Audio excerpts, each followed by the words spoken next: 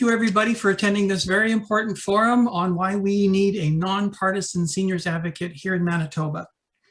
Tonight, we want to recognize that we are meeting virtually on the original lands of the Anishinaabe, Cree, Oji-Cree, Dakota, and Dene peoples, and the homeland of the Métis Nation.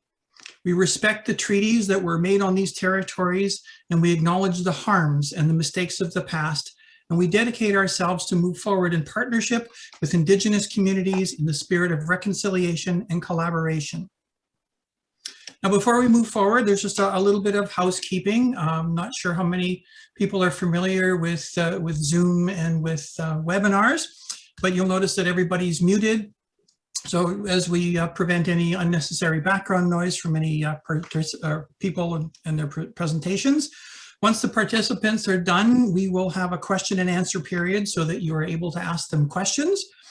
And you can do that either by using the raise my hand feature down on the bottom of the screen there, or you can ask the panelists questions using the question and A or Q&A function. Only the panelists and myself are able to read those questions. So if you're concerned with, privacy or anything like that, you are most welcome to use that feature. And we will do our best to make sure that everyone has their questions answered in turn. We just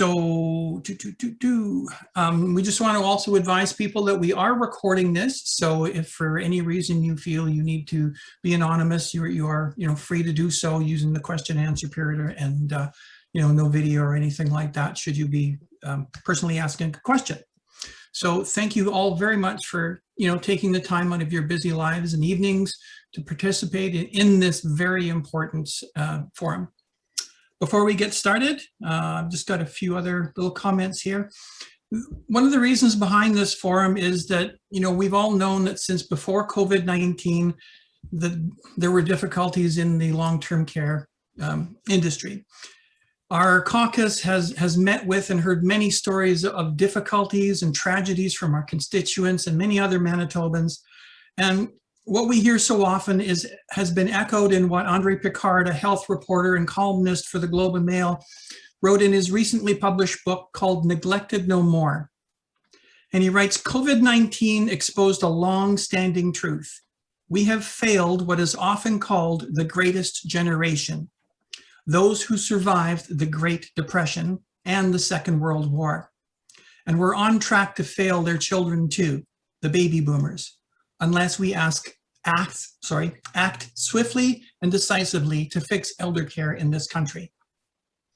Now, many of us are here because COVID-19 has tragically shone a light on just how poor conditions are in a lot of long-term care facilities in Manitoba, and we want something done about how the residents of these homes are treated. We know that their care, even before COVID, was often inadequate. Our MLAs have done their best to change things and to advocate for people that face these difficulties for many years. We have written reports, written to ministers, worked with families who have loved ones in long-term care to bring their concerns forward, and in some cases, use the attention of the media. This event is to raise awareness as to what needs to be done and the next steps that need to be taken for the protection of seniors, especially those in care homes. We have organizations here in Manitoba that do the best that they can for seniors, such as the Long-Term Care Association of Manitoba, the Protection of Persons in Care Office, Age and Opportunity, and many other organizations who connect with seniors with resources and advise governments of shortcomings.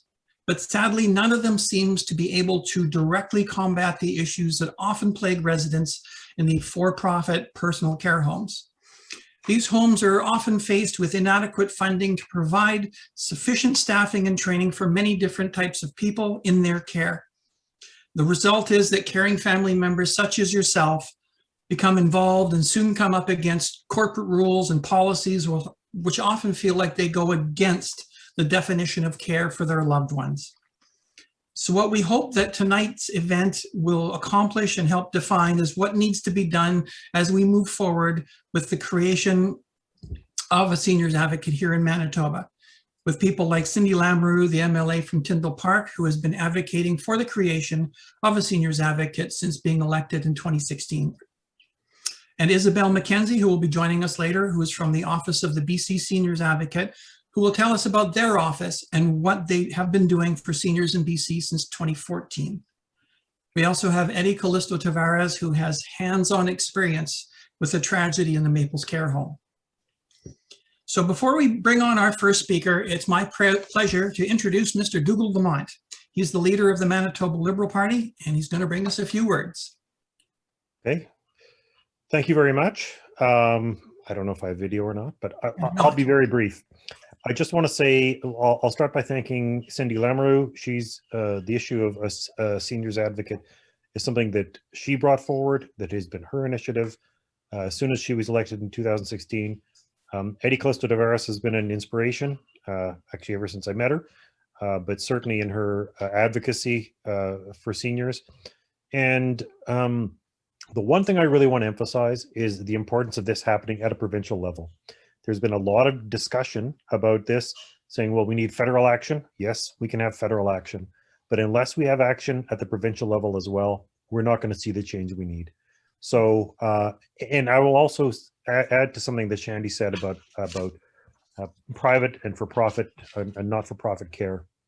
One of the things that the Long-Term Care Association of Manitoba and Continuing Care Association of Manitoba has emphasized is the fact that not only has there been poor funding for operating, there hasn't been enough funding for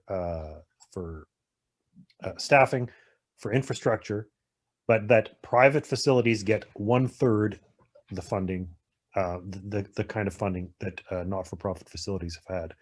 So, and provinces are ultimately responsible for setting standards and for setting inspections. This is something we can't just upload to the federal government. So this is something we need to take control of and take initiative on at the provincial level in Manitoba. And I thank you all, and I'm looking forward to the discussion. Thank you, Dougal. Okay, so our first presenter is Cindy Lamoureux, who is the MLA for Tyndall Park. She has been advocating for the creation of a seniors advocate since being elected in 2016. On to you, Cindy. Thank you. And I can't take the credit for advocating for a seniors advocate because we've actually have one here in Canada from BC, and Isobel is going to be joining us later. But I think I was the first provincial politician here in Manitoba to recognize the fact that maybe we should consider having one here. So again, yeah, my name is Cindy Lamoureux. I'm the MLA for the constituency of Tyndall Park. I'm also the seniors critic for the Manitoba Liberal Party.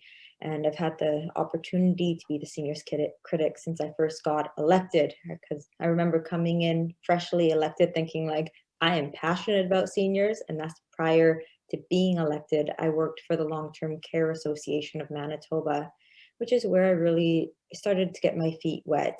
Learning about seniors here in the province. And the biggest issue I had learned about at the beginning was the misplacement of seniors, and how oftentimes seniors who are in personal care homes are not in the facility that would be best suited for them. What a lot of people don't recognize is we have more than just personal care homes in Manitoba. We have supportive housing homes, we have hospices, we have 55+ homes, we have retirement homes, we also have home care. And a lot of the time when seniors are misplaced, that means those beds that could be going towards seniors who should be in those care facilities no longer have anywhere to go. And this has been a common problem, and we need to be discussing this, that long-term care homes are more than just personal care homes, because we have a provincial government right now who wants to build more personal care homes, which is great. They haven't actually done it yet, and they've been promising it for about 5 or 6 years, but they want to build more personal care homes. But what they need to learn is that it's not just personal care homes that need to be built, it's other care facilities as well. So the idea of a seniors advocate, it hasn't surfaced just because of COVID-19.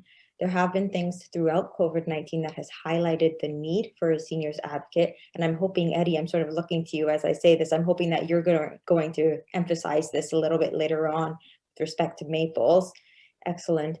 And I know just over the last few days, I've been hearing from seniors who are constituents who are immobile. They can't actually leave their homes. And presently, there's no conversation happening at a provincial level about vaccines going into households. So this is a perfect example, very, very topical, of seniors not knowing where to go with this information. So instead, us politicians are hounding the minister responsible for healthcare and seniors, trying to get these answers because no one is actually advocating for them. But behind the seniors advocate, it is much more than just COVID. And that's sort of what I wanted to spend our time talking about today.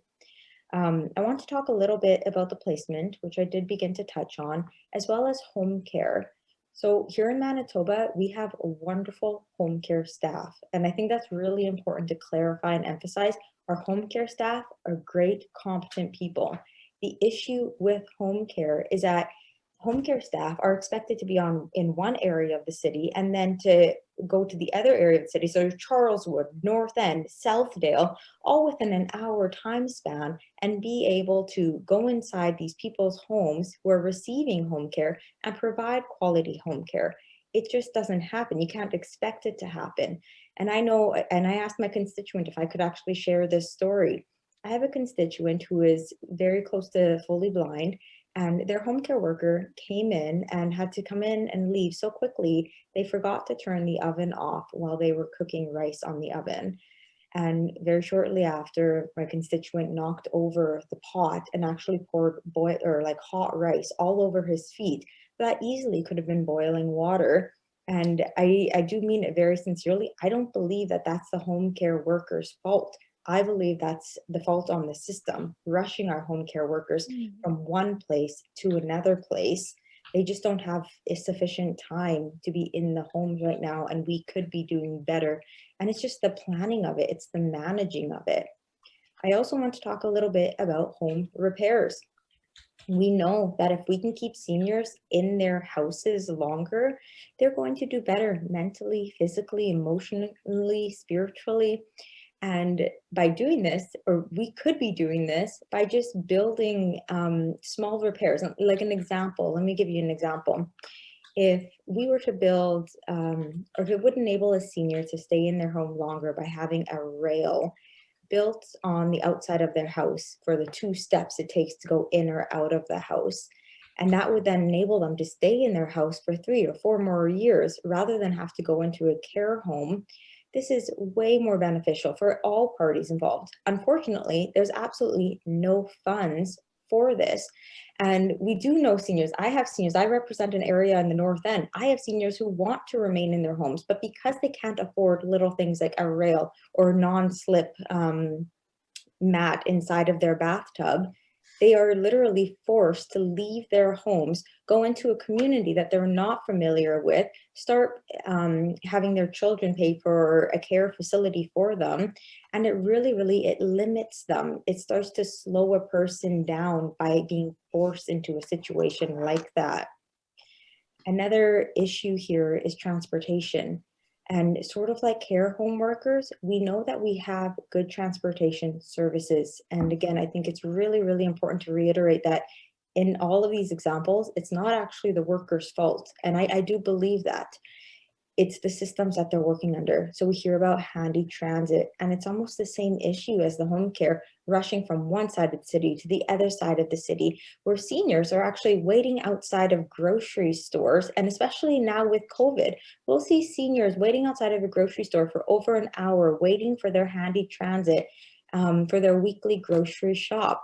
And we've also heard seniors call our offices and talk about how sometimes they feel unsafe. And that's because they're having to wait outside. And there are things that we could be doing to better accommodate this. And again, it just goes back to the resources and better management of these resources. So in addition to all of these things that we could be doing, there are things that this government has been doing that's actually been hurting our seniors. A few years back, they decided to double the care day programs for our seniors in price. And so this is all before COVID, but we used to have programs for seniors in place if they want to go swimming, if they want to go hang out with their friends at parks, transportation to do these things. and it was a flat rate of about $8. It actually got doubled to $16. So if seniors wanted to go and partake in these things that are healthy for them physically, things that are healthy for them emotionally and mentally, and engaging, getting them out in the community and fresh air, they're now being charged about $16 an hour or $16 a day to go and do this. And I don't quite understand why the government would be putting up these barriers to make that happen. And I think that this is a perfect example of why, if we had a seniors advocate, it would be someone nonpartisan, so the government can't fight with them, a nonpartisan person bringing these ideas forward. And I guess that's what initially attracted me to the BC's advocate, learning from Isobel. And I'm just wondering, I'm looking on the screen here. Is Isobel with us yet? Not yet. Okay, I know she's running, like she's literally jumping on to join us between meetings. Isobel is a wonderful woman. I don't want to get too much into her introduction quite yet, but it was through meeting with her that it sort of broadened my perspective in all the ways that a seniors advocate could really stand up for seniors and their families here in Manitoba. And we have something called a children's advocate right now in Manitoba, because a lot of the time when we start talking about seniors advocate, people ask us, well, how are you going to finance a seniors advocate? How is a seniors advocate going to work? We have this awesome template of not only a real seniors advocate from 2014 in BC, but we also have a children's advocate currently in Manitoba that we can base this template off of. Now I saw a new symbol. Is that excellent? Excellent. Hi, Isobel. Thank you for joining us. I'm just about to segue into your introduction. That was perfect timing. So a little bit about Isobel, and I just stole this part from online. She has over 20 years experience working with seniors in home care, licensed care, community services, and volunteer services. Isobel led BC's largest not-for-profit agency, serving over 6,000 seniors annually.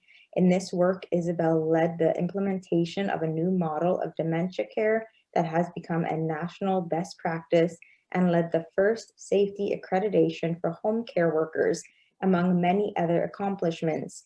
Isobel has been widely recognized for her work and was named BC CEO of the Year for the not-for-profit sector and nominated as a provincial healthcare hero.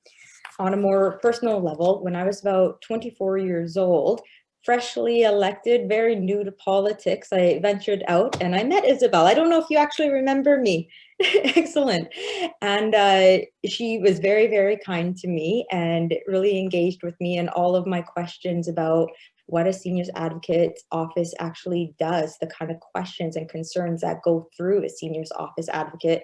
And since then, I've brought a lot of that information into the Manitoba legislature over the years, talking about it in question period, member statements, responses to the thrones and budgets, all those things, and which has ultimately led us here to this forum. So without further ado, Isobel MacKenzie. Thank you very much, Cindy. And I do remember meeting you. And as you can see from the window, I've moved up in offices. When Cindy came, my office was on the ground floor in a dark place. But anyhow, it's good to see you. And thank you very much for inviting me to speak to the group. I'm just going to share my screen here. Host disabled participant. Oops. Screen. Let me fix that for you. Where'd we go? Sorry. Okay. Share screen. There we go. I'll try it again. Hang on 1 second. It's, okay. Screen. How's the weather in Manitoba? I don't know if you're all in Winnipeg when you're speaking to me, but. It actually started snowing just about 20 minutes ago. Okay, well, I won't tell you about my daffodils then. It's not letting me let you share the screen. This is not supposed to be. There we go. Who can share? All panelists. There you go. Okay, let's try this. Okay. And there we go. Okay. Down there. Oops, okay. All right, so can I get a thumb up if you see this slide? Perfect, thanks, Cindy. Okay. So let's just talk a little bit about the Office of the Seniors Advocate. And I think I've spoken to another group in Manitoba, but I think it was the Manitoba Health Coalition about this office. And I came in, I don't think Cindy was going through the evolution of this, so you'll have to excuse me if this is repeating what she said. But here's how this office, which was the first one in Canada, it's not the only one now, I'll go through that in a minute, developed. So in 2009, our ombudsperson, Kim Carter at the time, issued a report called The Best of Care, Getting It Right for Seniors in BC, Part 1. And that was a review of long-term care and assisted living in British Columbia. It was her, I think, her most comprehensive review, systemic review that she had, not only that she had done as ombudsperson, but that the ombudsperson's office had ever done. It took about 4 years to do. And that was followed up in 2012 with a second report looking at home support. But it caused quite a bit of discussion in the province. It had a large number of recommendations. And I think that, like a lot of things, it touched a nerve in the public, and that generated a lot of the response. And the province responded with a seniors action plan. So their choice was to not specifically address every recommendation or issue in the report, although they did eventually do that. But their initial response was to look at seniors writ large and a seniors action plan. And embedded in that action plan was a commitment to create a seniors advocate, an independent seniors advocate. So that was in 2012. So you can see the timelines here. And so report comes out in 2019, report comes out in 2009. Response to report in the action plan comes out 3 years later in 2012. From that, the government undertook quite a wide consultation through the province. What should the advocate look like? And there you can gather up all that feedback is online. I think they held about 4 or 5 different broad consultations. And through that consultation and feedback from the public, they created the Seniors Advocate Act. So it's what we call a legislated office. There's a piece of legislation called the Seniors Advocate Act. Now, there was debate at the time about whether this is an office that should report to the legislature, which I think is like the children's representative that Cindy was speaking of when I just jumped into the call, versus reporting to government. So as an example, we call it the provincial health officer here, Bonnie Henry. You'll have Brent Rusin as I think whether you might call him the chief medical health officer. They're appointed through ordering councils and report, quote unquote, to the government, although have quite a bit of independence. The coroner, independent, there's models. Certainly on the federal level, most of the people, the Privacy Commissioner, the Human Rights Commissioner of Canada, those are all ordering council positions with a great degree of independence.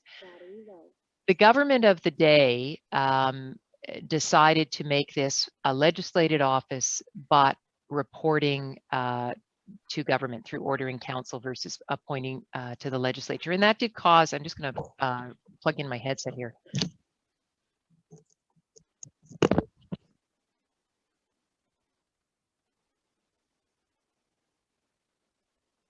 Can't hear you.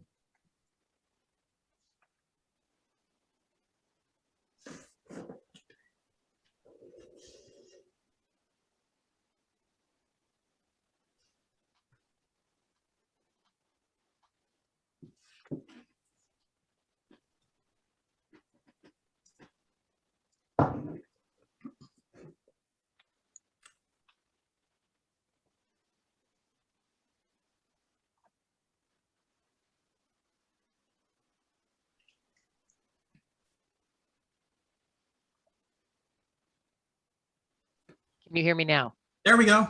Okay, all right. We'll see. This might run out, but let's keep going here. So, bit of controversy at the time. I think, so the act is passed in 2013 in the legislature, just ahead of a provincial election. And that explains a little bit of the time lag between the proclamation of the act and the search for the to fill the position. So the government goes to the people, and the government is reelected in May of 2013. And then in November, they did a national search for the office. And I think that that helped to blunt a little bit of some of the concern or criticism about an ordering council, that they were going to do a merit-based search and a merit-based appointment through the Public Service Agency. And that is what they did. And then you get the, and then I was appointed in March. So any of you from government will see that it's not unreasonable that it is a few months between the ad goes in the paper and the person is announced. But so the office was established at the end of March in 2014.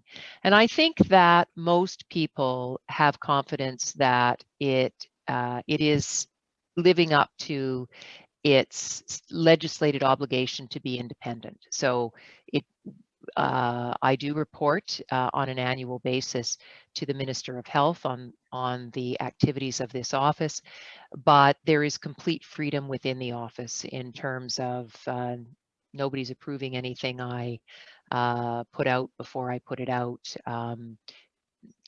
I've never experienced political pressure. I don't know whether that is a reflection of the people who I work with, just being very respectful of those boundaries. There's pros and cons to both models.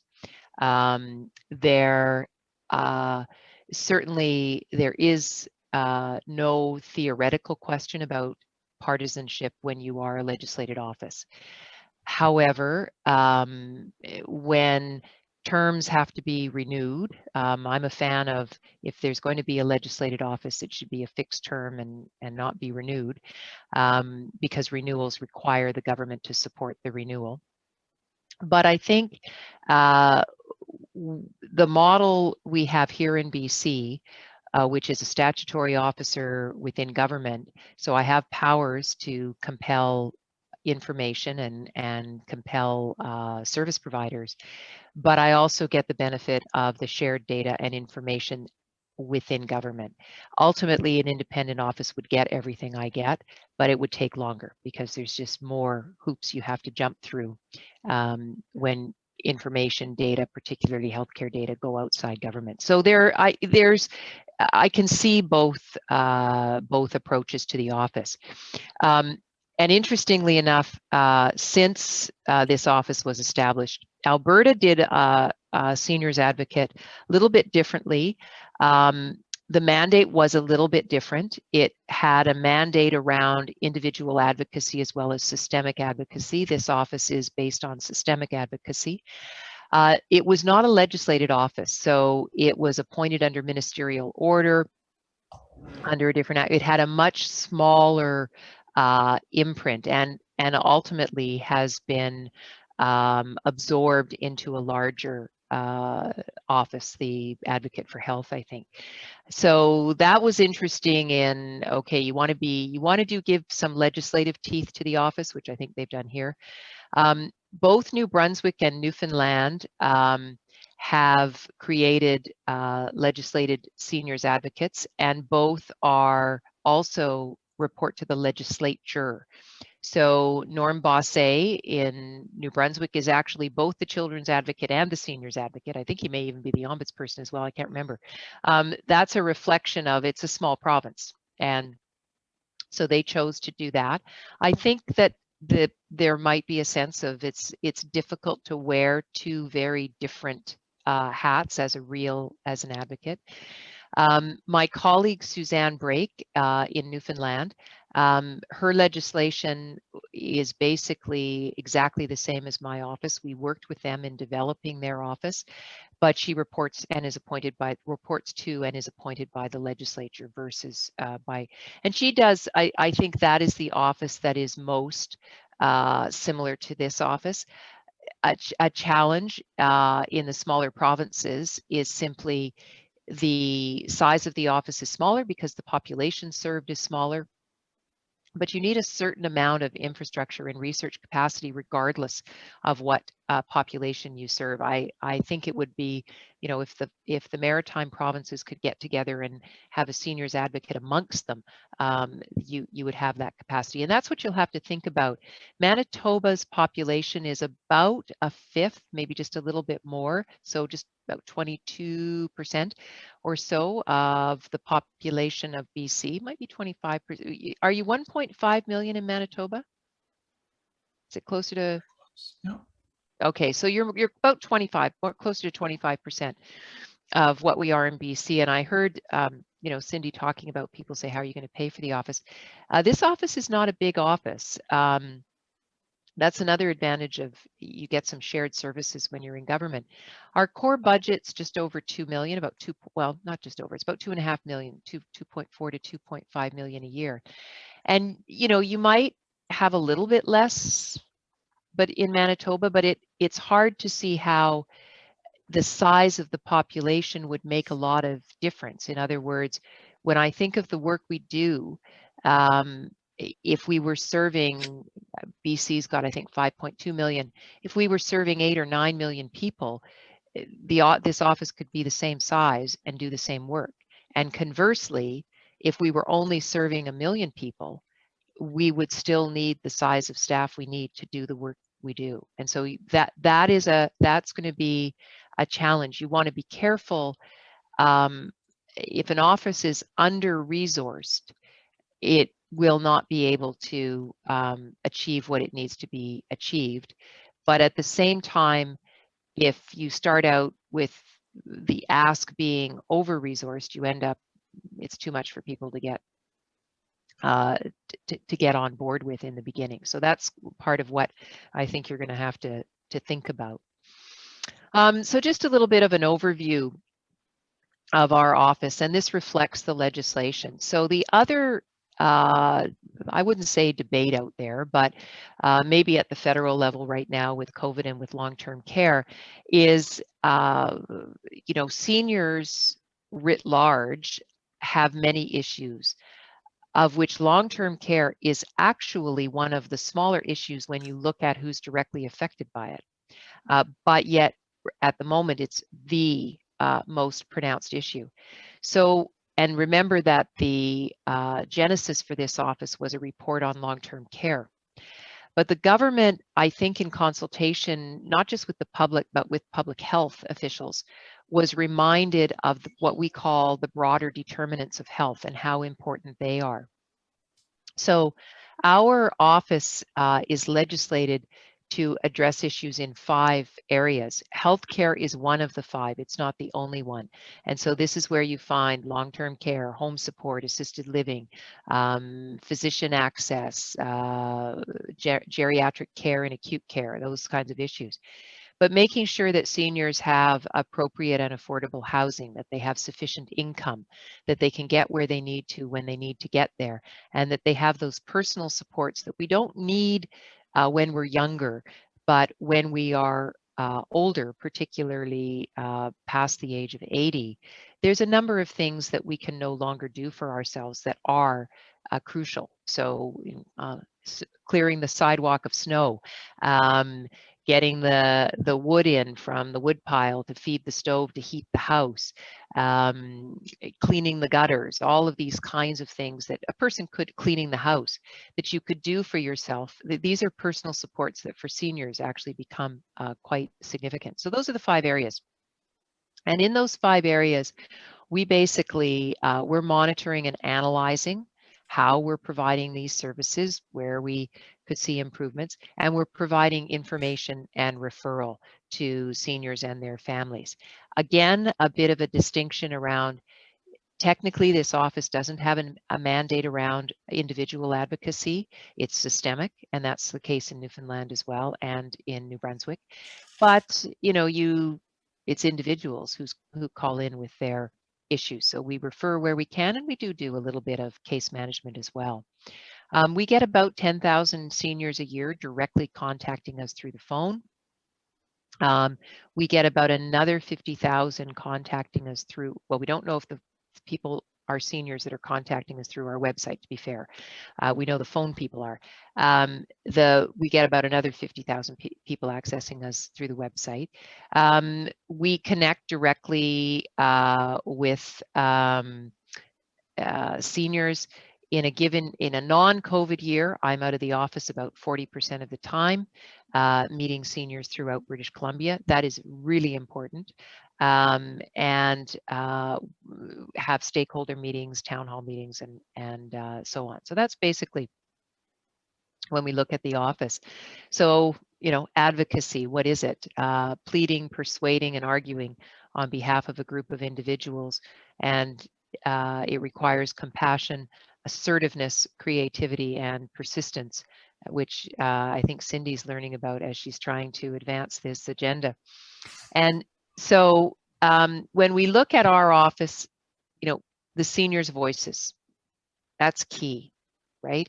You need the value that these offices can offer that can complement the value that the academic research, that the frontline providers, that the staff can bring, is an ability to harness the voices of the seniors and the family members.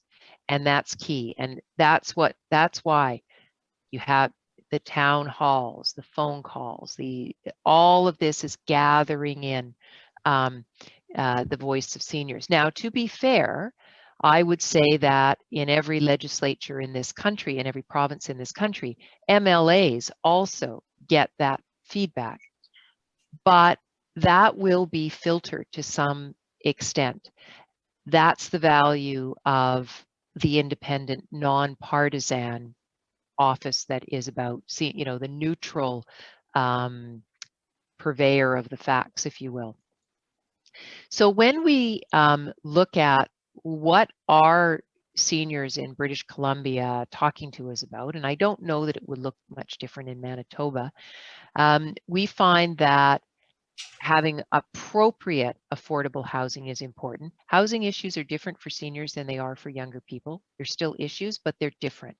So affordability is a minority that is around rent. Most seniors are homeowners, but the 20% that rent have really got some challenges, more so than younger people who rent.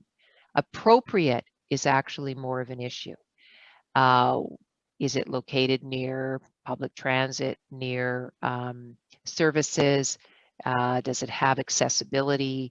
Can they get in and out when they start to develop mobility challenges? That becomes a big issue. Of course, healthcare. Most people don't use the healthcare system on a regular basis, and that changes as we age. So issues around long-term care, not just the quality, but will I get a bed? Where will I get a bed? Or more precisely, usually it's the family member at that point. Access to physicians, access to specialists, issues that I'm sure you hear about in Manitoba from everybody who lives outside Winnipeg. No different here in British Columbia. Everybody outside the Lower Mainland and to a lesser degree Southern Vancouver Island, specialists are not located in within a day's travel of them, and so being able to get to the healthcare that they need, and the affordability of healthcare, because when we become older, some of what we need that is considered healthcare isn't covered by the Canada Health Act. Transportation. At the age, I don't know what the numbers are in Manitoba. Here in British Columbia, at the age of 65, 90% of people have a driver's license, and that drops to 30-some% at the age of 85. And yet 85-year-olds in British Columbia are still, 7 out of 10 of them are living on their own. They need to get out and about, but they are no longer able to drive themselves.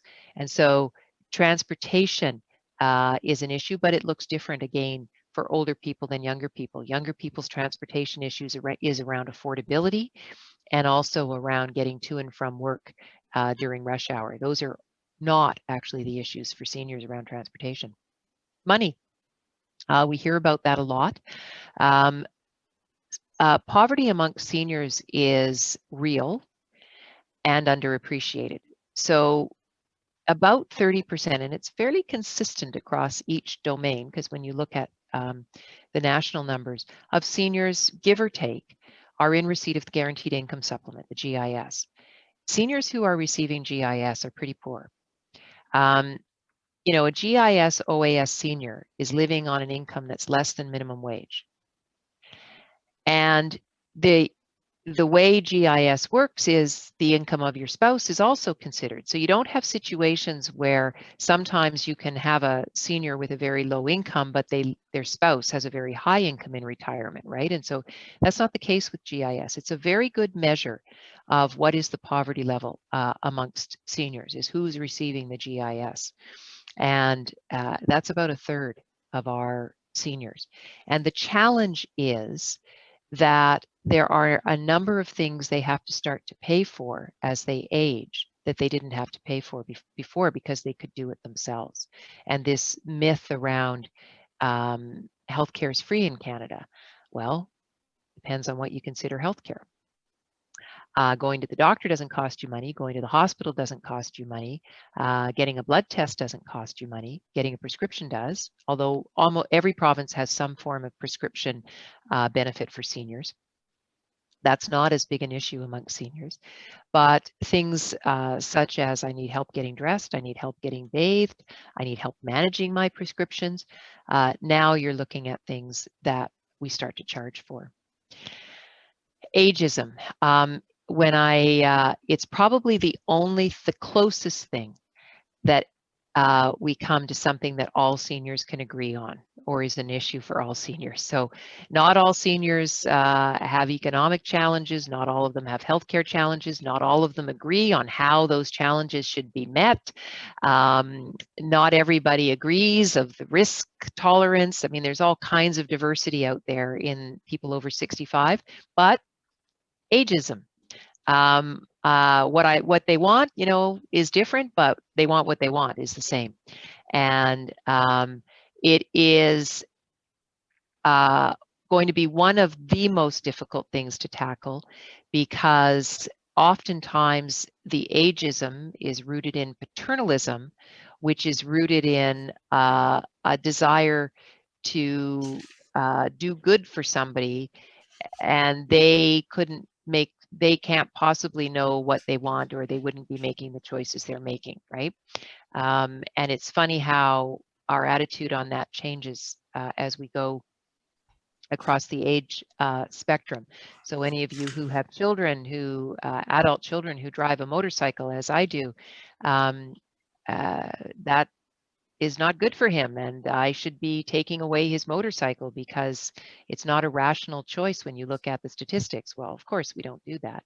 But when you're looking at a 90-year-old who's making choices to stay in their own home, even though there's tripping hazards everywhere, and we know that the probability of them falling and going to the hospital, how we shift and we say it's okay actually at that point to start telling people what they should be doing and start directing them in a certain direction. It's the same principle, which is we don't lose our autonomy and our right to live at risk as we age. And we should not assume that we couldn't possibly know what we want, or we wouldn't be making that choice. And we do that to a large extent in the older population, and we don't do it in the younger population. Social connections. So we all hear about the loneliness. This is an issue during COVID for a couple of reasons. Older people are far more likely to live alone. So when you're isolating at home with your spouse, or your spouse and your adult children, that looks one way. When you are totally alone, that looks a different way. And not only are you totally alone, but you're the target for the virus, and you're most at risk of suffering serious illness and death from contracting this virus. So you are really terrified about getting out and about and being able to meet. So social connections are always an issue, but they've certainly been exacerbated during COVID. And we also hear about abuse and neglect. And in fact, my office is undertaking a systemic review of this as well. And this is a complicated area, abuse and neglect. Financial abuse, self-neglect. Again, getting back to my perception that this senior is being financially abused, where really the senior is just making poor choices that they've made all their life and they're entitled to make. So but we certainly do hear about that as an issue as well. So we hear about all those issues, and what do?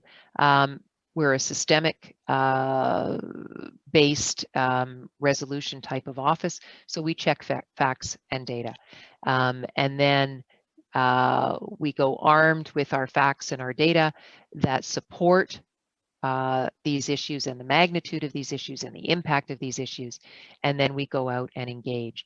And one of the biggest ways to engage is public profile, and nothing has demonstrated that more than what we've seen with seniors and long-term care during COVID. So government at the end of the day is the people. If the people want it, the government will have to deliver, or they won't be the government. And if you can get the public engaged, the political leaders will follow. This is very difficult sometimes. One of the things to remember, most people will never be touched by long-term care. They're never going to live in it, and they're actually not going to know anybody living it in a very personal way. So when the Canadian Forces went into those care homes, and suddenly on the television screens in the living rooms of Canadians across this country, we're seeing these images that many of us were sort of, well, what did you expect you were going to find?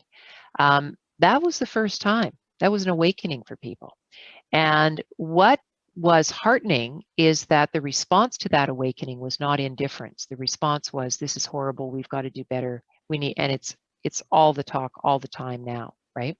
So, you want to think about seizing the momentum or the moment around where seniors, and particularly vulnerable seniors, are right now in the political arena, and whether there's opportunities. Obviously, for you to be successful, it would have to be bipartisanship in Manitoba to move forward the agenda of looking at an office that would be, whether it's technically independent of government, but that it is a legislated, it has legislated independence embedded in it, as this one does. And then we issue reports and recommendations, which you're familiar. So why does advocating for seniors matter? Here's the thing, it's interesting because the politicians always, or there's this public perception that, everybody quivers at the feet of seniors because they vote. And it's true, seniors vote, and as a proportion, I think more of them vote, but there's fewer of them. Seniors are a minority. They are today, and they will be into the foreseeable future. It's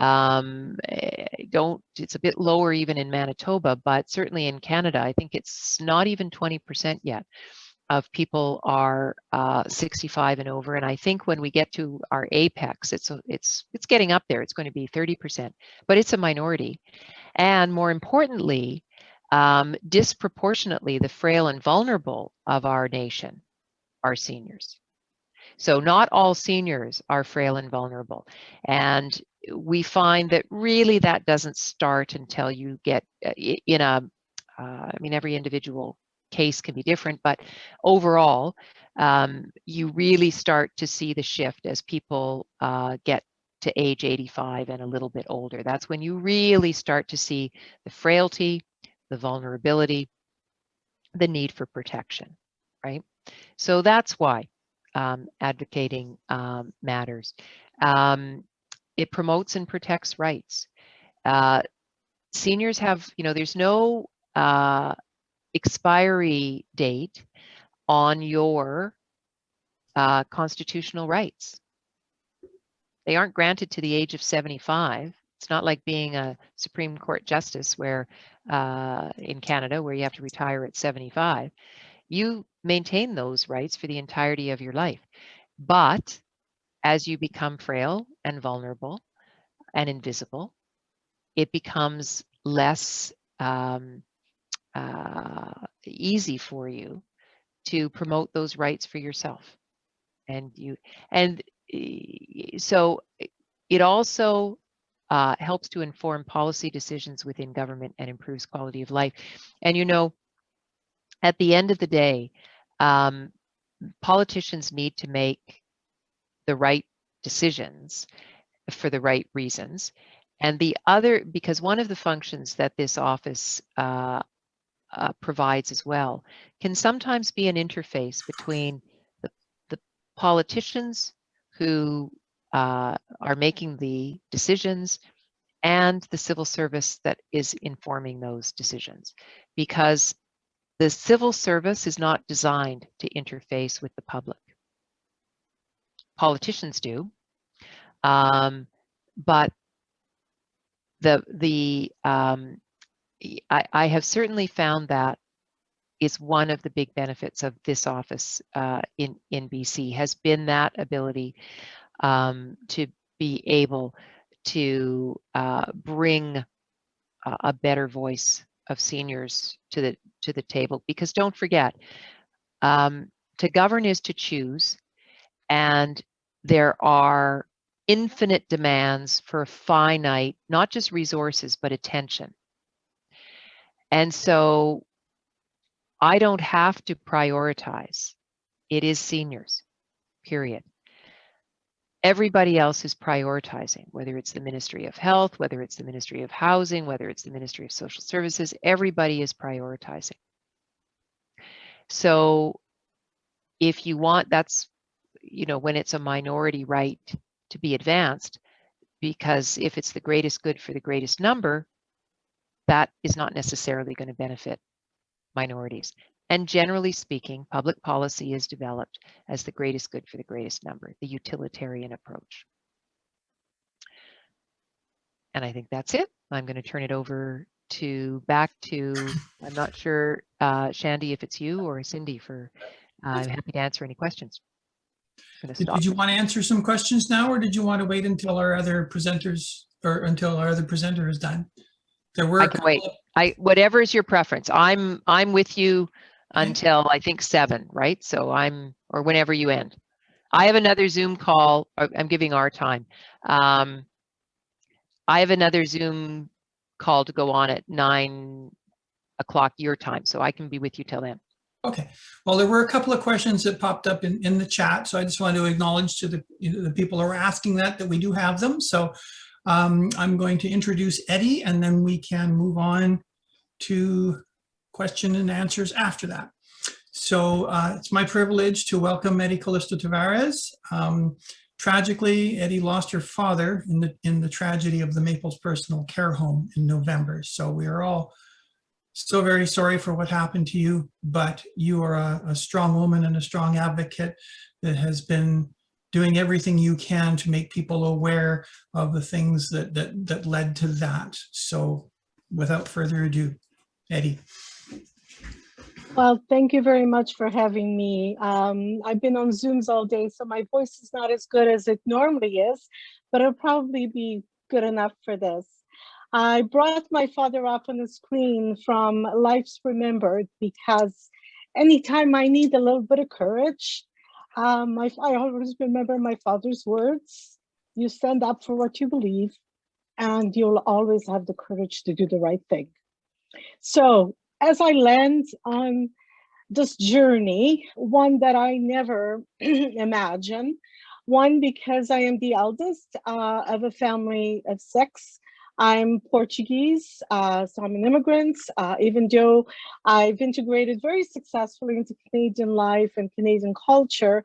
There were certain traditions within our family and our culture that never foresaw that neither our parents would be in a place like the Maples. And my mother-in-law, who we supported until November 19th of 2020, we were supporting her at home with home care because she had a brilliant mind. It was her body that was failing her.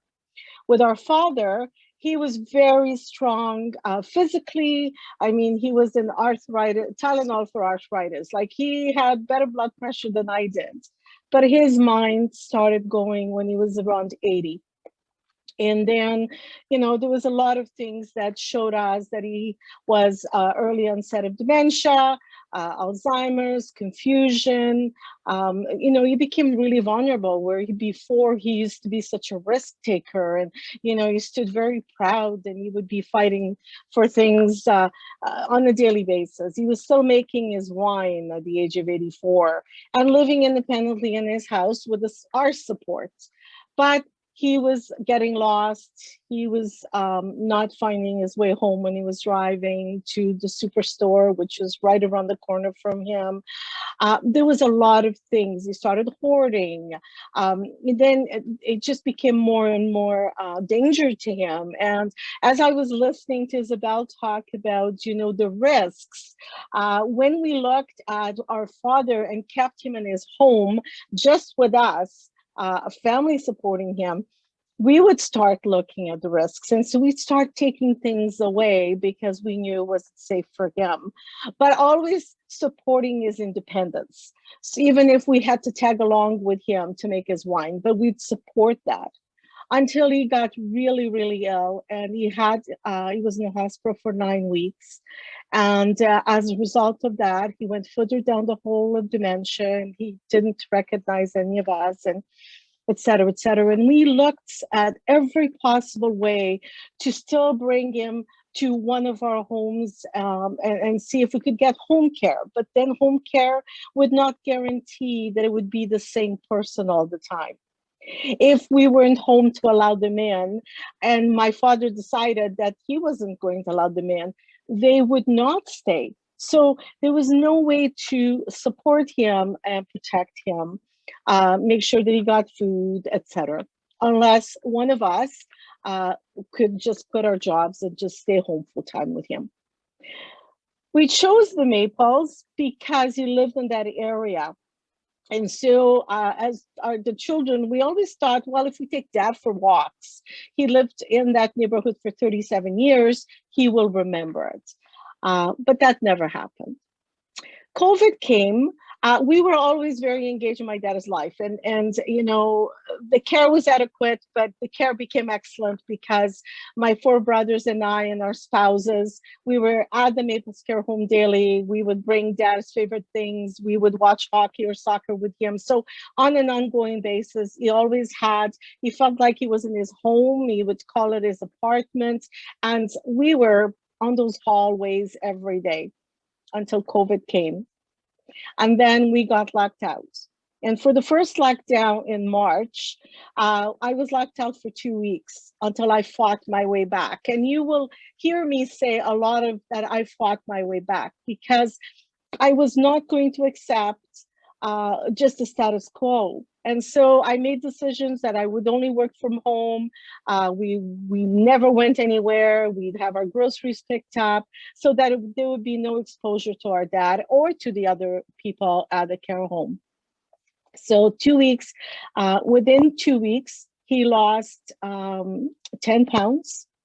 And then I was able, because I was on the phone every day with Rivera and with Maples, I was able to say to them, well, this is negligence. He's feeling abandoned. You don't want me in your case on that. I reached out to Dr. John Gerard. He wrote a letter to the minister for me. But just as that was happening, I was back in the home. So I was an assigned caregiver with one of my brothers. And we continued on until things got really bad in May.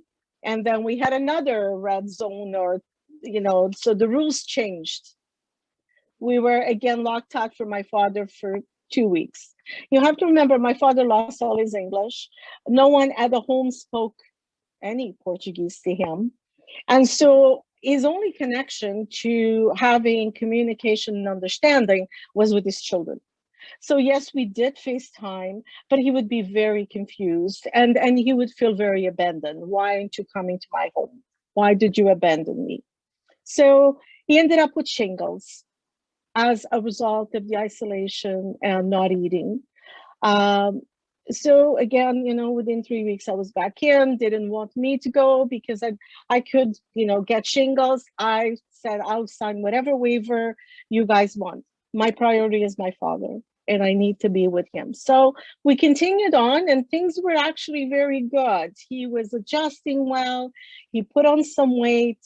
He had, the love of his family. The kids were able to visit, different things like that. We'd have window visits with the kids. And so things were good until October 21st.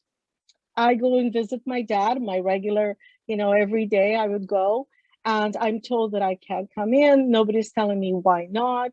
I don't leave. I call in and I make them tell me what's happening.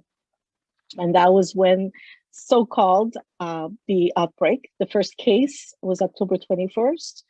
I was locked out for a week.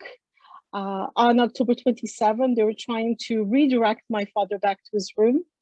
And on FaceTime, I knew my dad was ill, even though he hadn't been tested yet and it hadn't come back as positive. I knew my father wasn't well. The tone of his skin, he could not follow very simple direction from me, like stand up and go to your room. He was very confused. He was scared because it was police. He was asking me if he was in prison because there were more security guards, that I could see on FaceTime than healthcare workers. None of his regular people were there to even try to get him to go. And that's when that was it. I made a plan. They tested him that day. They came back 2 days later and said he was COVID, he was positive. But he was asymptomatic. And I said, no, he's not asymptomatic. I know my father. The tone in his skin, something is wrong. And if it is not COVID, it's something else. And I need to know what it is. So I drafted an email, drafted a plan. I moved into a hotel. And all I'd asked from the home was that they would train me on PPE because I needed to make sure that I was safe. And I went in, and from October 31st to November 11th, I did 3-hour shifts. I would go back to the hotel, go back into the room.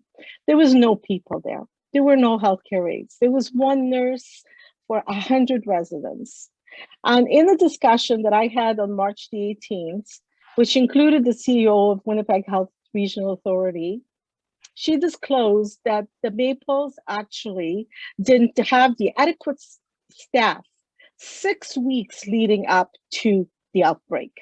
6 weeks. And at that point, they not only lied, because everybody knows the story, that I called them a liar when they were on the media. And according to Vicky, she was driving in that morning and she was listening to the radio. Vicky is the CEO of the Winnipeg Health Regional Authority. And that's when she then asked for information because I said, he's lying. There is no people. I'm the one walking the halls and telling people, somebody's coming, when my dad would be sleeping, but I couldn't go into their rooms. I couldn't help them. I was a daughter. I wasn't a healthcare worker. And that is how the disaster happened. The bottom line is that they knew they were understaffed 6 weeks before it happened. They knew. And they were trying to cover up. And that is the reason, and I addressed this to the director of care. I said to her, why did you kept saying to all of us, to all the families, that the loved ones were asymptomatic when they weren't? Because all you were looking for was a fever. And yet we had learned so much from Ontario and Quebec. And why did you not apply those lessons? Because the people were already very sick. I had a woman that called me the other day and said, they told us my husband was asymptomatic. And then by the time they told us that he was very sick, and by the time I got there, like just, 20 minutes to go from my home there, he was dead. He was never asymptomatic. He was sick. They were just not looking for the fatigue. So my father went from a very strong man. He would walk down the hall to go to the dining room faster than me. He would boss his own table because he was always very independent. And that was his way to exercise some independence. He would go get his food. He would boss his table, take his dishes to the kitchen. 2, never getting out of bed. On November 1st, I got him out of bed. He had the worst shave of his life because I shaved his face and I had never done it before, but it was his birthday. and I had a plan. I had taken a cupcake and we were going to have our birthdays together because my birthday was the 30th. We always celebrated together. And I got him up and he ate some chicken soup in the morning because he didn't want anything else. And I had brought it. My family was just dropping food out for me and I brought it to him. And then at noon on November 1st, he never got out of bed again. And they were still telling me he was asymptomatic. And there was never a doctor that came to see him until the medic that blew the whistle, and then there was the ambulance there, and then we had medics there every day. And then the Winnipeg Health Regional Authority sent in Kathleen Clausen on November 6th. And from there on, then we knew that there was at least someone that cared enough to not cover up what was going on, but to actually provide the people that needed care, the most vulnerable, with the medical care. So as a result of all of this, I've now become an advocate for seniors. And I was not invited to the ministers. So when the report came out for Dr. Stevenson, the minister said she had consulted or she had showed the report to families. We found out that there was one family that actually was able to hear, and then there was two that there was technical problems. I was not one of those families, even though I was the only family member that actually saw what happened. And that's probably why I didn't get invited. Then there was a do-over. And again, I wasn't invited. I got an email from families who still have their loved ones at the Maples. And they said, Eddie, you need to be there. You need to speak for us because there's a do-over and they're just going to gloss over all of this. And so when I asked the minister, how will we know that you're actually going to make sure these 17 recommendations, because I have my own issue with the way it was conducted, but now that it's here. And she said, families like yours, that is the oversight. And I said, okay, so I'm going to take the job then. I will take the job to represent families' voices and collaborate with others that know a lot more about this issue than I do. But I have a story, and I know that the memories of those 56 people that died as a result of the Maples. And this is, by the way, I've invited families from other care homes. They're all private or for-profit care homes. Most of them are Rivera's, but all of these families are signing on the letter that we're pulling all of it together, terms of reference, how we will communicate, and our own way of decision-making process. And then that is going to go to the minister. It will go to the critics for all the parties in power. And it will go to the media because it'll be transparent. And I will hold this minister and the Winnipeg Health Regional Authority responsible on an ongoing basis. And for those of you that know me or now know me, didn't know me before, and you see all the media and the support that I've received locally from right across the country, people care. Our seniors, they deserve better.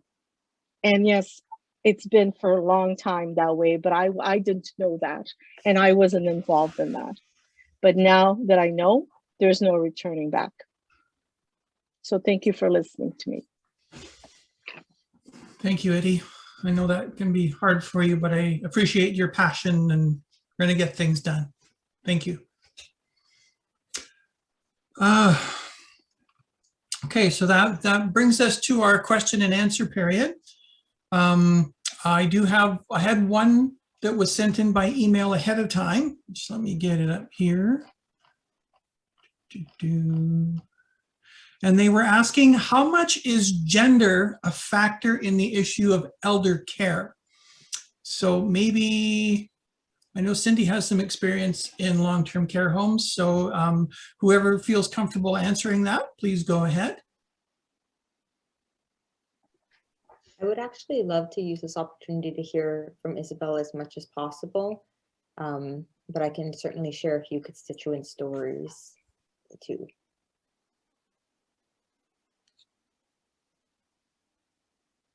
So I'll chime in. The short answer is it's overwhelmingly women. Look at who's on your screen right now. So we know, here's some examples. We did a resident survey, a family member survey. We had about 14,000 response. 70-some% of the respondents were female. We asked the gender of the respondents.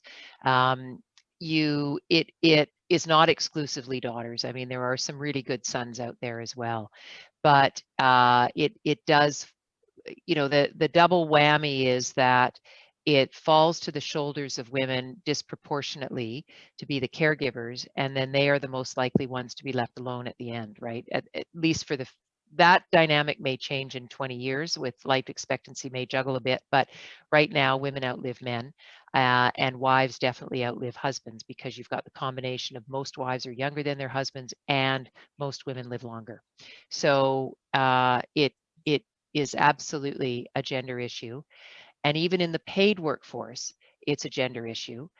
So the paid caregivers are overwhelmingly female, and that is a reflection, frankly, of the wage discrimination. So you don't know which came first. Is it women came to the jobs because the men could go to higher paying jobs, or when we looked at it, these were all women, and so we're not going to pay them as much. But paid caregivers are overwhelmingly women, and over the last, I would say, 30 years in Canada, overwhelmingly minorities as well, or immigrants, recent immigrants to Canada. Thank you. Cindy, did you have something that you wanted to share before we go on to the next question? I don't think I have anything new to share, and I always just want to be wary in sharing stories unless I've first consulted with the constituent. So. Okay, so there was a question from Peter, and he's asking, does Isobel get the monthly performance reports of the various long-term care facilities? This to me is critical going forward and is easy to set up. Seniors is more than health, and here in Manitoba, seniors issues are dealt with by four different ministers. I don't receive monthly performance reports. I don't think we require them in BC. What I do get, I certainly get the performance indicators through CIHI on a quarterly basis for the care homes. I do get financial reporting. The legislation allows me to get the information, but it is key. Whoever asked the question, putting the information out there, it's the public's money, right? It's the public's money, it's the public's system. It's not run always by the public, but it is their system. And so when you put this information out there, they're going to respond with their expectations. And we found that in BC around the care hours. So Eddie, further to your point about not enough staffing, here in BC, all we did was put out to the public, here's the funded care hours for every care home. And lo and behold, guess what? They weren't getting the funded care hours they were supposed to get. That's not the care home's fault, that's government's fault. And it's led to, we have to, and we can now measure and report out how many funded. The next step is, are the care home operators spending their funded care hours on funding? That's another issue. But yeah, getting reports and getting them out to the public. The public cares, as Eddie, we can trust the public to really be our strongest advocates if they know what's going on and they have the information. Thank you, just taking notes. Okay, and then Lloyd is asking, how many and what type of analysts does the BC Seniors Advocate have? Analysts, so we have, we're a small office, so our staff is about 15, give or take, and we bring some expertise in, within that mix. But our core mix of people, we have researchers, we have economists. The numbers matter, the people matter, but the numbers matter to influence the government to change the policy. So you know, we used to just say, oh, there's not enough care here, nothing changed, until we said, look, here's the hours of care, here's what they need to be, and you can measure it. We have some clinical background. We have a couple of nurses. We have, you know, that some what I would call legislative or regulatory expertise as well. You sort of need a basket of talents. Excellent, thank you. More notes. From Peter, we have about 40 agencies supposedly supporting seniors' needs, but they are not coordinated and worry about funding, so they never complain. It is difficult to get them to even consider a seniors advocate. So that sounds more like a comment. Yeah. You know, if I can just speak just a small bit, you know, we're aware of all these agencies, and none of them have come together to become a formidable agency, you know, for advocating for people. You know, and I appreciate what you're saying about advocating for systemic things, but you know, there are times that we have done work through our constituency offices where that individual one-on-one advocacy for a person is absolutely necessary because the system won't be fixed fast enough. Yeah. Yeah. And I think MLAs do, of all parties, and I work with MLA offices of all parties in BC. They really do, and MPs do it at the federal level as well, work with their constituents and those individual levels. But, you know, one of the things, and I think, Eddie, you'll be interested in this, one of the recommendations we've made from the visitor survey that we did, which basically highlighted how the system is not embracing of family members coming in for exactly the reason you've identified, Eddie, which is those will be, you know, the eyes and ears that are going to be advocating. We don't have a provincial organization of family and resident councils in BC. We've got, you know, every care home in theory has its own resident and family council, and it works with that care home, but nobody knows what anybody else is doing, and there's no coordinated. The care home industry has very powerful united voices that speak for them all, right?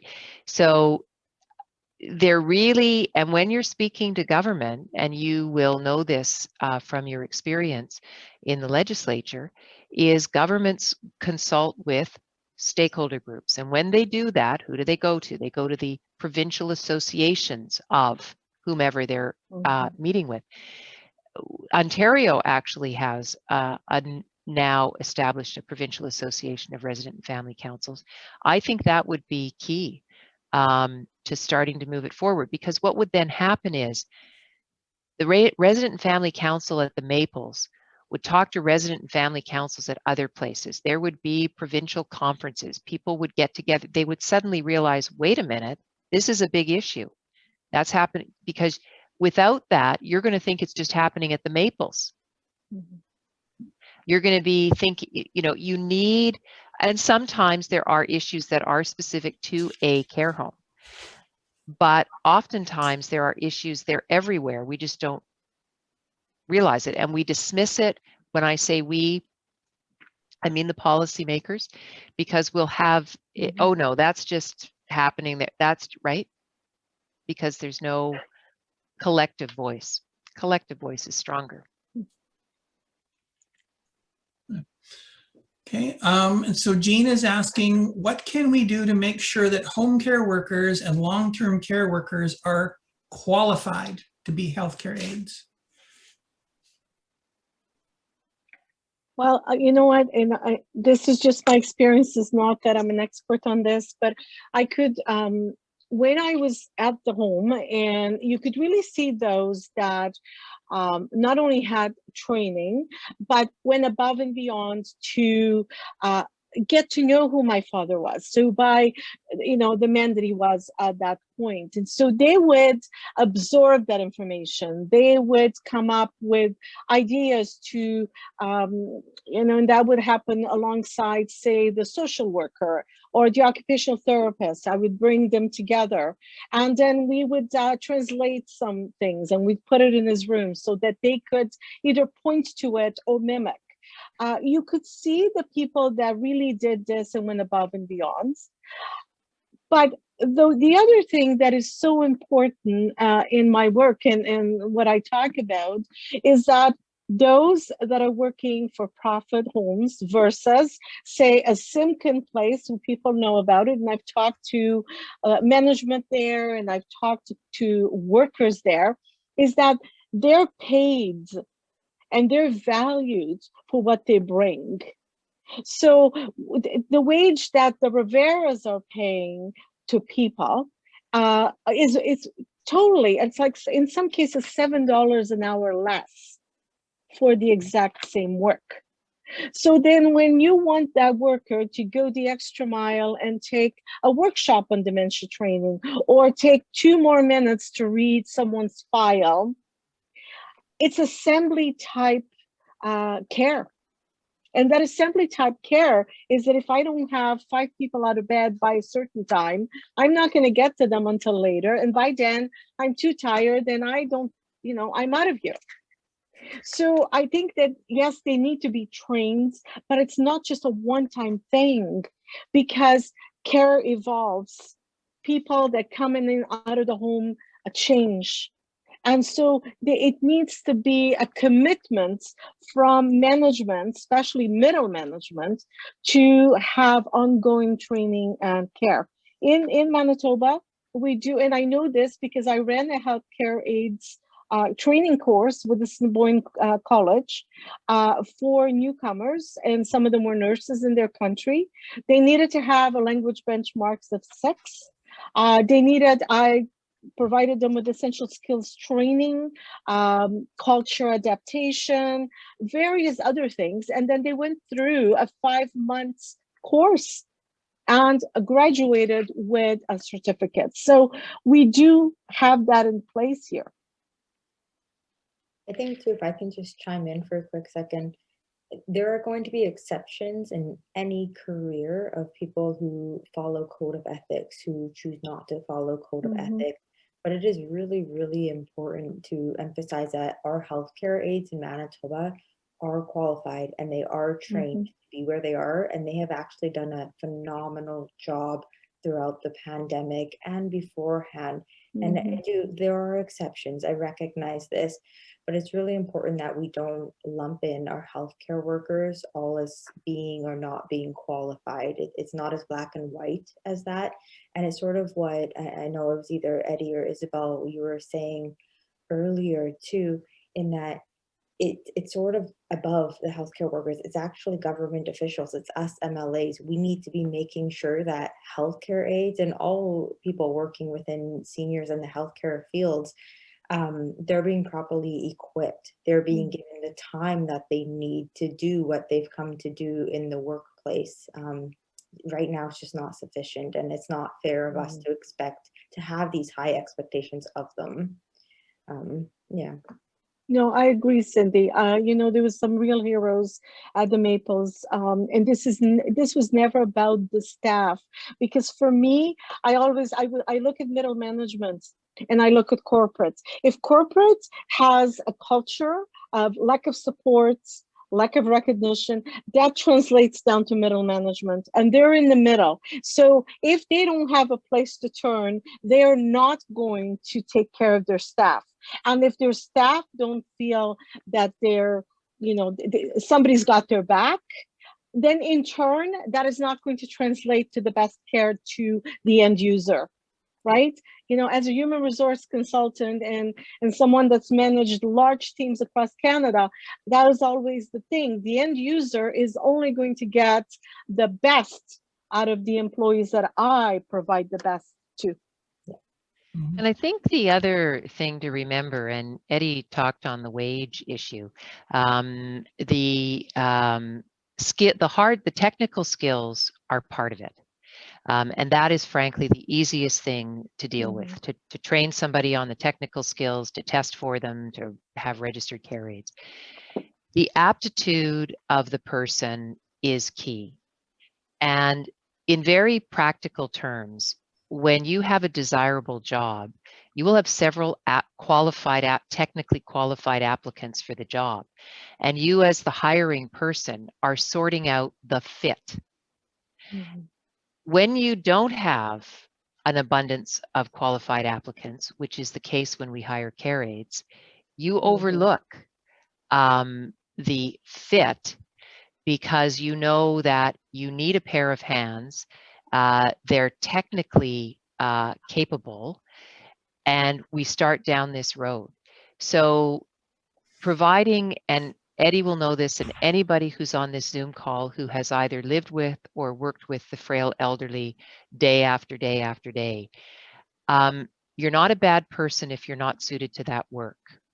It requires, it's not just about compassion and empathy. You can have compassion and empathy and it's still not the job for you.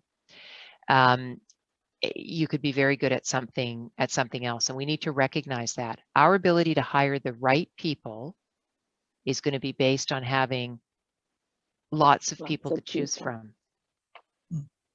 And that's going to link back to the wages. And it links back to if Riviera is paying, and I don't know if they're paying $7 an hour less, they're going to have fewer applicants for their jobs than the care home that's paying more. And I can tell you that in British Columbia, we did a report, actually came out about this time last year. And we did look at all of the financials, and there's some similarities and differences, and but very clearly, the not-for-profits chose to spend significantly more of their money on staff, frontline staff, than the for-profits. The for-profits put more money into their build. I mean, it was not, and they did that by a combination of hiring more, but mostly paying them more. So there's a segue into that in the next question. How many hours of care per resident? Just a quick answer to that. Right now it's 3.62, I believe. And the recommended levels of care right now are 4.5. An important thing to note on this is that's how home care's budget is, the number of required resident care hours that are needed. That doesn't apply strictly to healthcare aides. Those hours of care, unfortunately, are distributed, as we said before, under administration, under janitorial services, and everything else. It's not 3.62 hours of hands-on care per resident by a trained healthcare aide or a nurse. It's spread too thin. So I hope that answers that person's question. Next here. Okay, from Adrian. What would Isobel say is in the way of effective advocacy? Thinking of RHA's roles with long-term care, etc., and the seemingly self-auditing nature of the RHAs and the provincial government departments.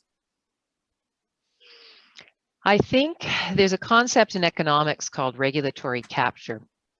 And there's a great degree of that happening in long-term care, where the governments are giving money to these contractors to deliver this care. And they're forgetting that the people they're giving the money to, government's role is to be the regulator, not the partner. And we're going to have to, I think, when this is over, re-examine these contractual relationships that we have in healthcare. Because I think, getting back to there's no powerful lobby for residents and families of long-term care. There are extremely powerful lobbies for extreme economic interests. And that's not a bad thing. I don't think we're not going to be able to wipe out the for-profit care homes and nationalize them and all that. That's just not practical. Even if it was desirable, it is not even practical. And it diverts the attention from the discussion we should be having, which is the oversight role that governments need to play and the role that economics play in how care homes deliver care.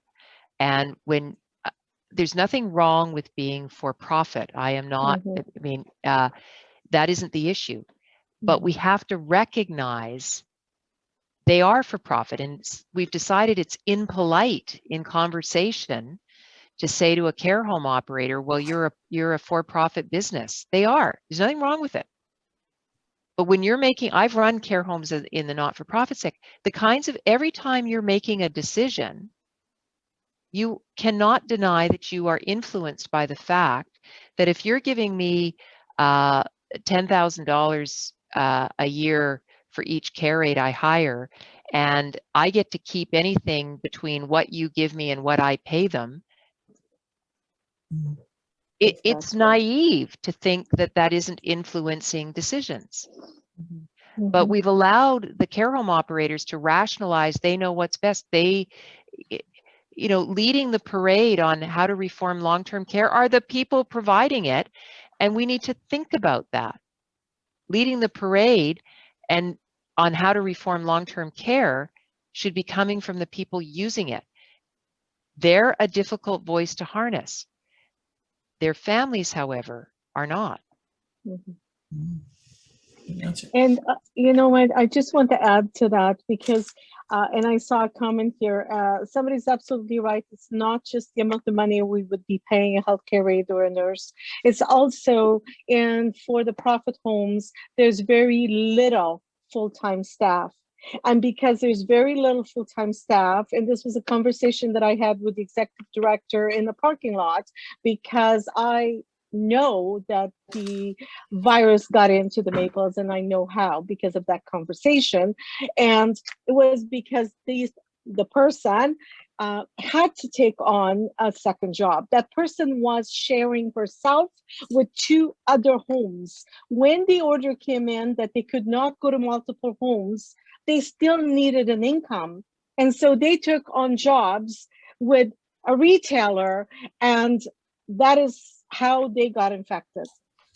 So it is not just the dollar per hour we pay them, is we need to have at least a standard of 70% of the staff, the healthcare aides, the nurses that are full-time staff, so that they can feel, first of all, the residents benefit, because the residents get to know who the people are. And that's what Simkin is doing. They have actually 80+ of their staff is full-time. And then they bring in part-time and casual to make up the differences for holidays and, you know, sick leaves and so on. But that is not how Rivera operates. Rivera has very few full-time people. They hire casual and part-time. Okay, the next question is from Yvonne. She's asking something we've already touched on, but she wants to know, what are the minimum hours of care in care homes in BC? Apparently less than yours. We're 3.36 hours of care. Every care home doesn't have that yet. They're getting pretty close. But I think the standard is shifting. I am hearing 4 hours out of Ontario. The other thing that you need to be careful of is it hours paid or hours worked? So ours is 3.36 hours of care worked. In order to work 3.36 hours of care, you have to pay for more than 3.36 hours, right? Because you've got to pay for the holiday, the vacation, the sick, et cetera, et cetera, et cetera. So we need to be very careful that we don't, words matter, and people will, I've seen, when you said, I think Cindy, you talked 4.5 hours, and I'm not sure that might be paid hours versus worked hours. But I think Ontario has made a public commitment to 4 hours, and I think about a 3-year time frame to get there.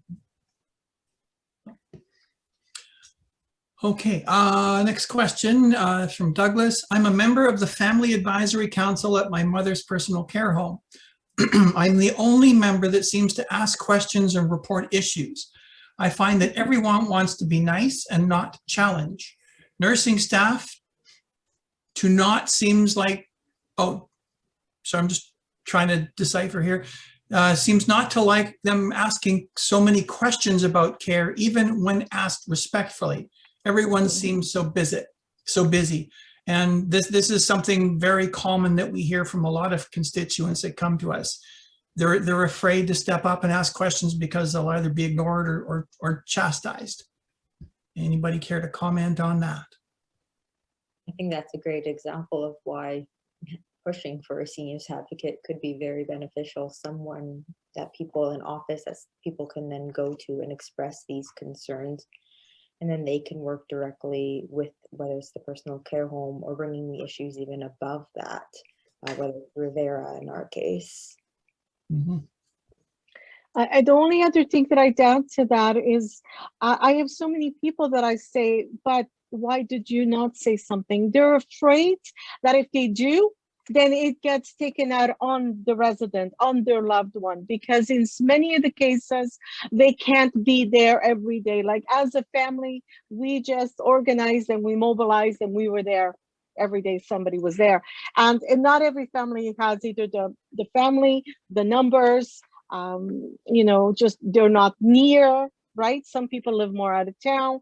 And so they're so afraid that if they do that, if they stand up, that it's going to be taken out on their loved ones. And when I heard that, like my heart just breaks. Like, why, you know, like I couldn't even fathom that.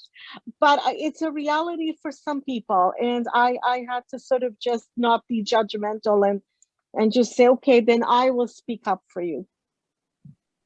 It's also a bit complicated. And this is the harder conversation to have, but came through loud and clear when we did our survey of all residents in long-term care. So we heard from 10,000 residents and 10,000 family members, and we knew each care home. And what became clear is that in the same care home, same care staff, same food, same everything, some people thought it was really good and some people thought it was terrible. And so sometimes what happens is your sense of the quality of care is directly proportionate to your expectation. And people come with different expectations, and often, not always, that translates into how involved that family member was with the life of their loved one before they went into long-term care, how well they know them, what their relationship is with their loved one, and who their loved one is now in the care home versus who they were in the previous life. There's guilt. A lot of family members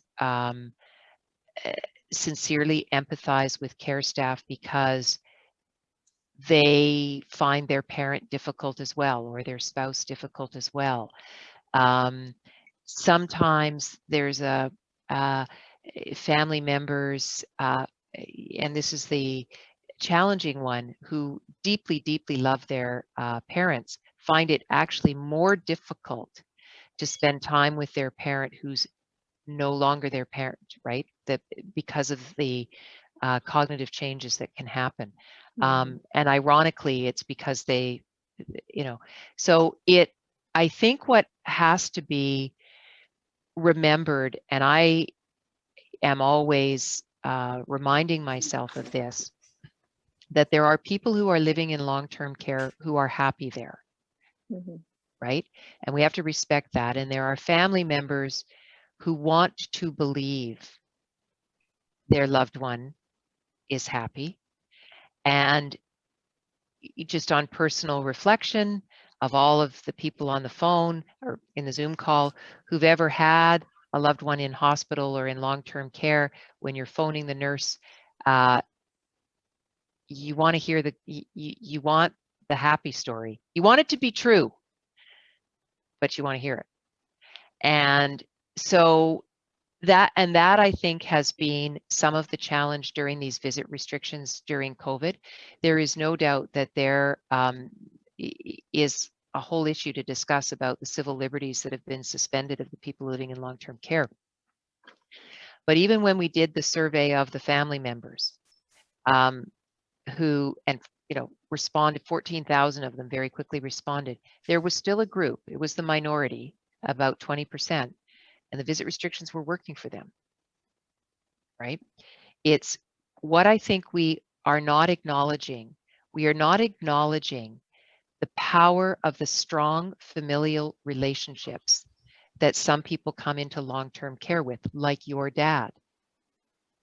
And that we should be embracing that, and leveraging isn't the right word, but but embracing what you're bringing, because that's going to help us provide better care for your dad. Everybody isn't going to get as good care as your dad. Why? Because not everybody has someone like you in their life. And that's one of the saddest things you see in long-term care. You know, if everybody, and it's one of the frustrations that I've had with the visit restrictions, they're not going to come pouring into long-term care to visit their loved ones. I wish they would. They didn't before. There are residents that nobody visits, or there's nobody who lives in, I mean, there's lots of, you know, not bad reasons for that. But I think it's complicated because in long-term care, we're taking people who have nothing in common. They don't come from the same neighborhoods, family background, and we're throwing them in to this environment. And that is what complicates it as well, because you can, you know, the care home operators, you've all read that they'll find happy people. Yeah. Right. Yeah. I just want to be cognizant of the time. It's about 8:45, and we have a few more questions to go through in the Q&A section now. So one was here. She says, "Thank you, Eddie." And she wants to know if you're looking for future support from the public, is there a way that people can contact you?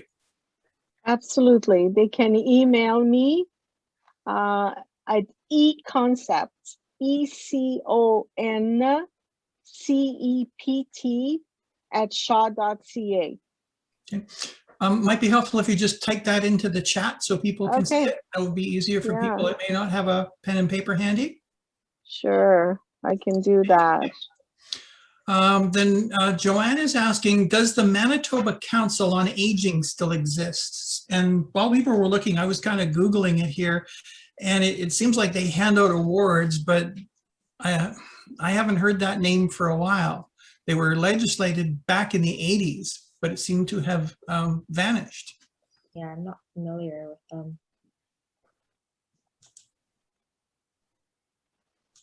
So maybe we can do some more research for you. Somebody said it ended first year. There was a comment on the chat. Yeah, good, thanks. Okay, then Trish is asking, she says, when reading about similar crises in the long-term care worldwide, it seems to me that the lack of adequate care and lack of staffing seems to be almost worldwide. One suggestion from Australia was to create a separate long-term care legislation and remove the oversight from healthcare and government and put this in the hands of educated people with lived experience in long-term care. Would you see this as a benefit to correct systemic issues in long-term care in Canada? It's an interesting idea. In British Columbia, they did that with the community living community.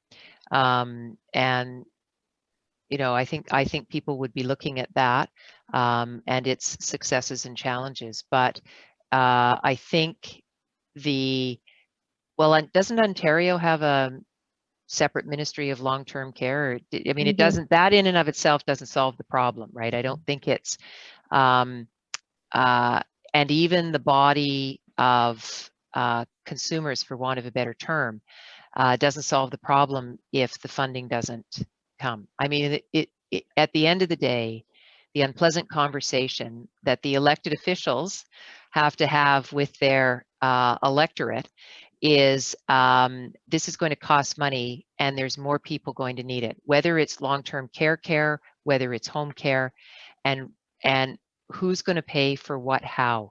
Is everything going to be paid through the progressive tax system? So irrespective of what your income or your assets are, this is what you get because you paid your taxes on your higher income. Is it going to be income tested, asset tested? What's it going to, we're going to have to come to grips with that conversation that we're going to have as we look at how we are going to move forward, because every province, Ontario might be the worst, I'm not sure. BC is a little bit better. Woefully underfunds long-term care. Next question is from Marilyn, and she states that my mother was in supportive housing for dementia, and the staff are homemakers, not healthcare aides, and they have no training in dementia. And if that's one thing that we've seen with a lot of people that have come to our office and asking about that is why don't people have adequate training to manage people or to work with people, you know, living with dementia, because we're living longer, and as we live longer, those things become far more of a factor in our lives. And I can speak to that from personal experience. My partner's mother is showing signs of dementia. And there's a book that John Gerard turned me on to by Naomi Fiel, and it's called The Validation Breakthrough. And as far as we're concerned, this is something that should be part of basic training for anybody that's going to be a healthcare aide or be working with what she calls old people, because they require, as Isabel said earlier, something special, right? It's not just enough to be compassionate and caring. You need the skills, you need to be able to cope, you need the physicality and all of those things, you know, to manage that. My partner is living with her mom in her home, hoping that she's going to, you know, age in place, but she struggles, and she's a wonderful, compassionate person, but everybody is human and they have a point. Yeah. So this book, which I encourage, you know, everybody to read, has a lot of very good points on understanding what a person that has either early onset or any kind of dementia, Alzheimer's, what's going on with them, how to treat them, you know, how to respect them, how to listen to them, how not to argue with them, how not to tell them off, and things like that. So I think, you know, as part of an education as this goes forward, that we could make something like this, you know, far more available, because she's done this successfully in places in the States and in other countries in the world where it works absolutely wonderfully. Next question. We have 2 more to go, and then I think we're just about done for the day. From Trish, who says, I'm a proponent of changing the model of care in long-term care or seniors care in the community from the medical model of care to the social care model, which 99% of all care workers know intuitively to do and have the aptitude to do on a person-centered care way. The saying is that change the model of care can change the culture of care, changes the condition of care. I agree. You know, we need some standards, so we do need training. But I spent 20 years and employed 1,400 care aides, you know, in both home care and long-term care. And over the years, I can tell you that the complaints were very seldom technical. And there often was not a relationship between the sort of gold standard training institute and the complaints. So as the receiver of complaints for 20 years, the people who would deal with the Eddies of the world, that you would hear things around. They don't talk to my, you know, the attitude, certainly in home care. In our long-term care settings, sometimes it would be, it usually was about the condition versus an individual care aide, although you would get complaints about, you know, my dad doesn't like, or my mom doesn't like, because it's more, you know, that particular care aide. But in